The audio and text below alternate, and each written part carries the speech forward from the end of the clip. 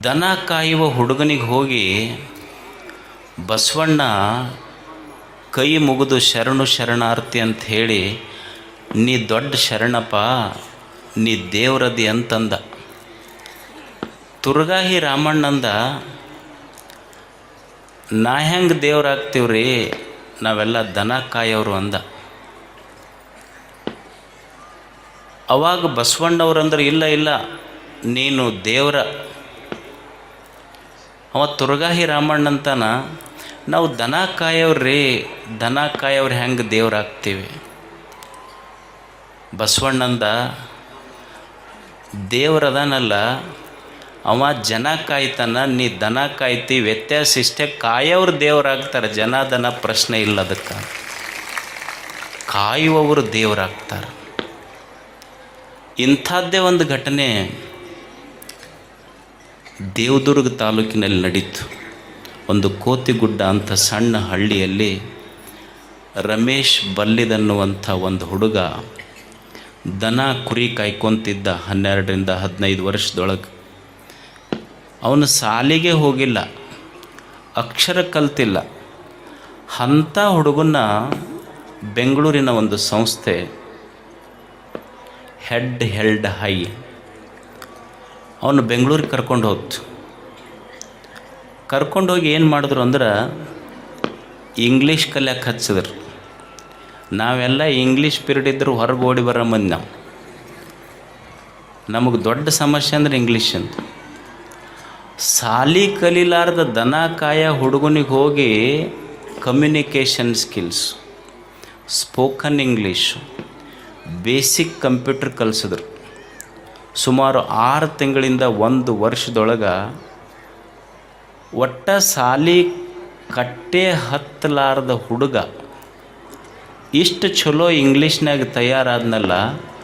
ಅವ ಈಗ ಹೆಂಗಾಗ್ಯಾನಂದ್ರೆ, ಈ BEd CET ಟೆಟ್ ಅಂತಿರ್ತೈತಿ, ಟೀಚರ್ ಆಗೋರಿಗೆ, KS ಆಗೋರಿಗೆ, IAS ಆಗೋರಿಗೆ, JEE ಹೋಗೋರಿಗೆ ಇಂಗ್ಲೀಷ್ ಹೇಳ್ಕೊಡ್ತಾನೆ. ಅವನೇ ರಮೇಶ್ ಬಲ್ಲಿದ್, ನಮ್ಮೆದುರಿಗಿದ್ದಾರೋ.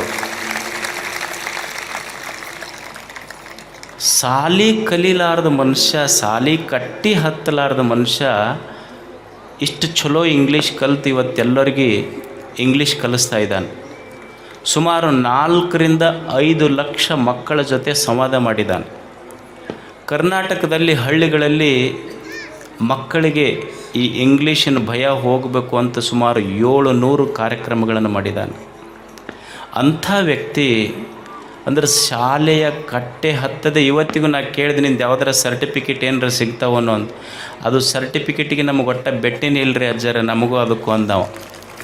ಸರ್ಟಿಫಿಕೇಟ್ ಇಲ್ಲ, ಆದ್ರೆ ಭಾಳಷ್ಟು ಜನರಿಂದ ಸರ್ಟಿಫೈಡ್ ಆಗೈತೆ ಅವನಿಗೆ, ಇವ ಚಲೋ ಇಂಗ್ಲೀಷ್ ಮಾತಾಡ್ತಾನಂತೆ. ಅಂಥ ಒಬ್ಬ ಸಾಧಕ ನಮ್ಮೆದುರಿಗಿದ. ನಮಗೆಲ್ಲ ಉತ್ತರ ಕರ್ನಾಟಕದ ಮಂದಿಗೆ ನಮ್ಮನ್ನು ಹಿಡ್ಕೊಂಡು ಹೇಳೋದು, ನಾವೆಲ್ಲ ಇಂಗ್ಲೀಷ್ ಪೀರಿಯಡ್ ಇದ್ದರೂ ಹೊರಗೆ ಬರ್ತಿದ್ವಿ ನಾವು. ನನಗೆ ಖಡಿ ಸರ್ ಅಂತಿದ್ರು ಇಲ್ಲಿ, SB ಖಡಿಯವ್ರು ಅಂತಂದು. ನಾವು ಒಟ್ಟ ಇಂಗ್ಲೀಷ್ ಪೀರಿಯಡ್ ಇತ್ತು ಅಂದ್ರೆ ಹೊರಗೆ ಓಡಿ ಬರ್ತಿದ್ದೆ.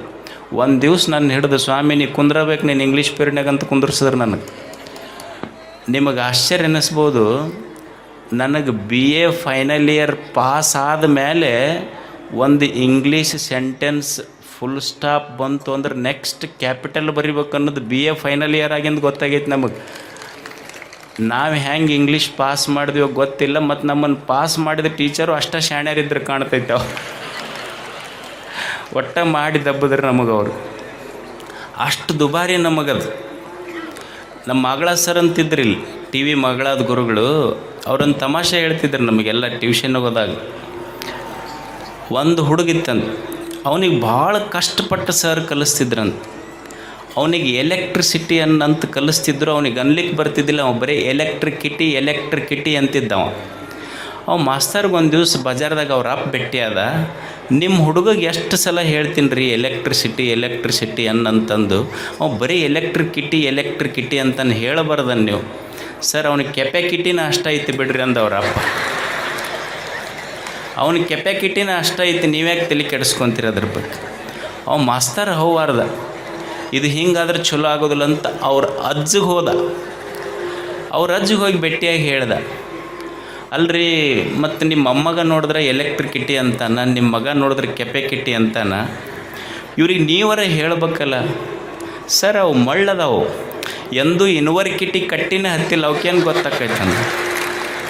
ಅವು ಒಂದು ದಿವಸ ಕಿಟಿ ಕಟ್ಟಿ ಹತ್ತಿದ್ರೆ ಗೊತ್ತಾಕೈತೆ ಅವು ಮಾಸ್ತರ್ ಅಂದ ಈ ಊರು ಖಾಲಿ ಮಾಡೋದ ಬೇಷ್ ಅಂದವು. ಏನಾದರೂ ಮಾಡಿ ಕೊನೆಗೆ ಇವ್ರ ದುರ್ದೈವಕ್ಕೆ ಅವ್ರು ಮುತ್ತಜ್ಜ ಬದುಕಿದ್ದ, ಅವನಿಗೆ ಹೋಗಿ ಭೇಟಿ ಆದ. ಹೋಗಿ ನಮಸ್ಕಾರ ರೀ ಯಜಮಾನ್ರೆ ಸಾವ್ಕಾರ. ಅವ ಕೈ ನಡುಗ್ತಿತ್ತು, ಮುದುಕ ವಯಸ್ಸಾಗಿತ್ತು 100-110 ವರ್ಷ. ನಿಮ್ಮ ಮೊಮ್ಮಗನಿಗೆ ಕಲಿಸ್ತೀನಿ ಇಂಗ್ಲೀಷ, ಅವ ಎಲೆಕ್ಟ್ರಿಕಿಟಿ ಅಂತಾನ.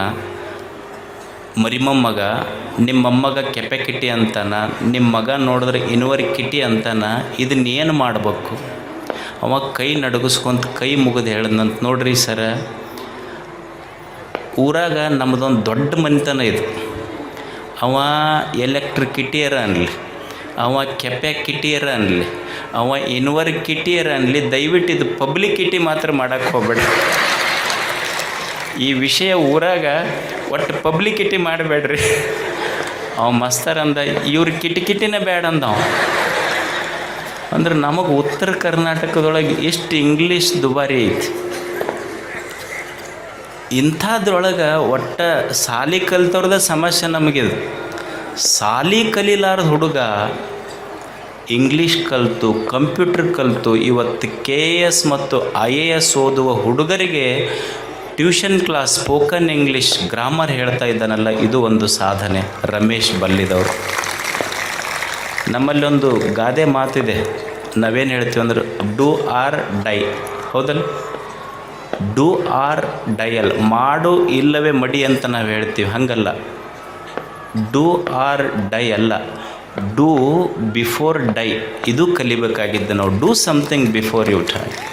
ಅಂಥ ಒಂದು ಸಾಧನೆಯನ್ನು ಮಾಡಿರುವಂಥ ರಮೇಶ್ ಬಲ್ಲಿದವರಿಗೆ ಹಡಗಲಿಯ ಪೂಜ್ಯರು ಗೌರವಿಸ್ಬೇಕು.